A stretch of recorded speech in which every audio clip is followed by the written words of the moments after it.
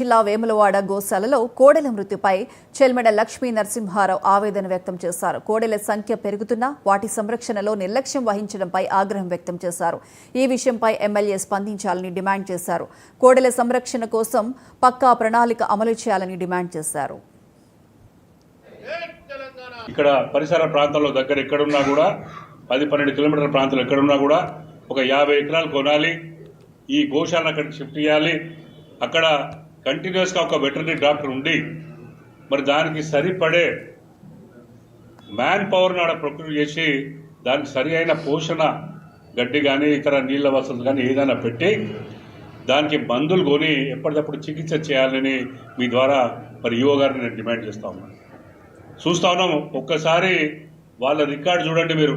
ఈ మధ్యలో ఎప్పుడన్నా ఈ గోలకు అవసరం ఉన్న మందులు కొన్నారా లేదా అని ఒక్కసారి వారి ఆత్మ పరీక్షలు చేసుకోవాలి. మాకున్న ఇన్ఫర్మేషన్ ప్రకారం ఇప్పటివరకు వాళ్ళు ఉంటనే లేరు. గోలు బీమార్ అవుతాయి, దానికి యాంటీబయాటిక్స్ కావచ్చు, ఇతరత్ర ఏదైనా మరి ఎక్స్టర్నల్ ఇంజరీ ఉంటే దానికి ఆయింట్మెంట్లు కావచ్చు, ఏ అవసరం ఉన్నా కూడా ఆ వెటర్నరీ డాక్టర్ సూచన మేరకు దానికి ఇచ్చే ఇంజెక్షన్స్ కానీ ఇంకేదైనా మరి చేసిండ్రా ఈ మధ్యలోని మీ ద్వారానే ప్రస్తుతం చేసినట్టయితే బహిర్గతం చేయండి. మీరు ఏమేమి చేశారు? 1200 గోవుల సంఖ్యలో మరి ఎన్ని బీమారైనాయి, ఎన్ని అయినా చూస్తూ ఉంటారు. మీ పత్రికలనే వచ్చినాయి, చాలా పత్రికలలో వాళ్ళ పరిస్థితి ఏంది? ఇగో ఇక్కడ ఉంది. ఇగో over crowding temple carrot leads to more cop deaths.